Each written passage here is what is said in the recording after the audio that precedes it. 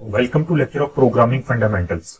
इस लेक्चर में हम प्रोग्रामिंग लैंग्वेजेस की जनरेशंस के बारे में बात करेंगे कि प्रोग्रामिंग लैंग्वेजेस की कितनी जनरेशंस हैं और हम विद एग्जांपल देखेंगे कि कौन सी लैंग्वेज कौन सी जनरेशन में कवर होती है। तो बेसिकली 5 मेजर जनरेशंस है हमारे पास प्रोग्रामिंग लैंग्वेजेस की। वो जनरेशन कौन कौन सी है, जैसा कि आपके सामने है हमारे पास ये 5 जनरेशन जो है वो मेंशन की गई हैं प्रोग्रामिंग लैंग्वेजेस की। फर्स्ट जनरेशन को हम कहते हैं मशीन लैंग्वेज। मशीन लैंग्वेज से मुराद ये वो लैंग्वेज है जो कि डायरेक्टली हमारा कंप्यूटर समझता है, यानी इन फॉर्म ऑफ 1010 या बाइनरी फॉर्म में जो लैंग्वेज होती है इसको हम मशीन लैंग्वेज भी कहते हैं। जो सेकंड जनरेशन है लैंग्वेज की, ये असेंबली लैंग्वेज जिस तरह हमारी सेकंड जनरेशन लैंग्वेज को कवर करती है।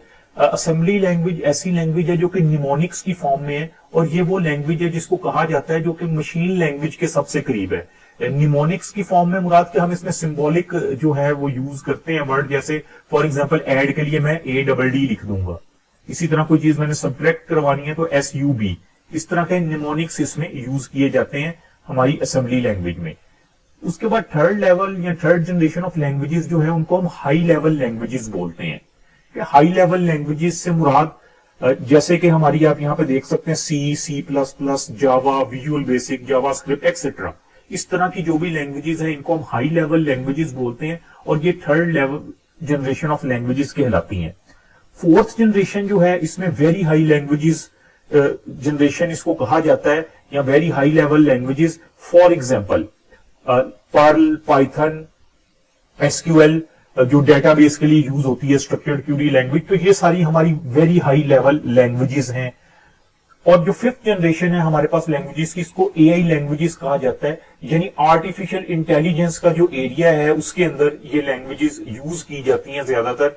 For example mercury, OPS5, prologue, तो ये कुछ एग्जांपल्स हैं हमारी इन जनरेशंस की। तो बेसिकली हमारा जो प्रोग्रामिंग फंडामेंटल का कोर्स है उसके लिए हमारा जो फोकस है वो तो C++ के ऊपर होगा। तो आपने ज़हन में रखना है C++ जो है ये थर्ड जनरेशन लैंग्वेज है। और इन सब लैंग्वेजेस में डिफरेंस क्या है? जिस टाइम जो फर्स्ट जनरेशन लैंग्वेज थी ना, इसमें ये था कि ये डायरेक्टली मशीन तो इसको अंडरस्टैंड करती थी, लेकिन इस लैंग्वेज में प्रोग्रामिंग करना डिफिकल्ट था। तो सेकेंड जनरेशन लैंग्वेज जो फर्स्ट जनरेशन लैंग्वेज है इसकी निस्बत कुछ ईजी कहलाई जाती है, क्योंकि इसमें प्रोग्रामिंग वगैरह तो की जाती है और जो मशीन लैंग्वेज के करीब तर है, लेकिन इसको भी समझना थोड़ा सा डिफिकल्ट है और यूजुअली ये ज्यादातर हार्डवेयर लेवल के ऊपर यूज की जाती है। जो थर्ड लेवल लैंग्वेज जिसको हम हाई लेवल लैंग्वेज कहते हैं, इसका स्ट्रक्चर कुछ इजी है, इसमें प्रोग्राम करना थोड़ा सा इजी है, इसको समझना थोड़ा सा इजी है। और इसी तरह फोर्थ लेवल जनरेशन या फोर्थ जनरेशन लैंग्वेजेस जो हैं वेरी हाई लेवल लैंग्वेजेस, उनके अंदर भी प्रोग्रामिंग करना और जो हम कहने के हमें काफी ऐसे सॉफ्टवेयर बनाना जिसके लिए हमें बड़ी इंटेंसिव किस्म की प्रोग्रामिंग करनी पड़ती है, तो काफी फैसिलिटेट करती हैं ये सारी लैंग्वेजेस उस प्रोसेस के अंदर। तो इसलिए ये डिफरेंट जनरेशंस हैं लैंग्वेजेस की। लेकिन हम ये नहीं कह सकते कि जो फर्स्ट जनरेशन या सेकंड जनरेशन लैंग्वेज है इनका बिल्कुल ही यूज नहीं है या ये किसी भी काम की लैंग्वेजेस नहीं है। हम ऐसा कुछ भी कंक्लूजन नहीं निकाल सकते हैं। हर जनरेशन में जो लैंग्वेज थी उसकी कोई ना कोई अपनी इंपॉर्टेंस है और हर लैंग्वेज के कुछ ना कुछ एडवांटेजेस और डिसएडवांटेजेस भी हैं।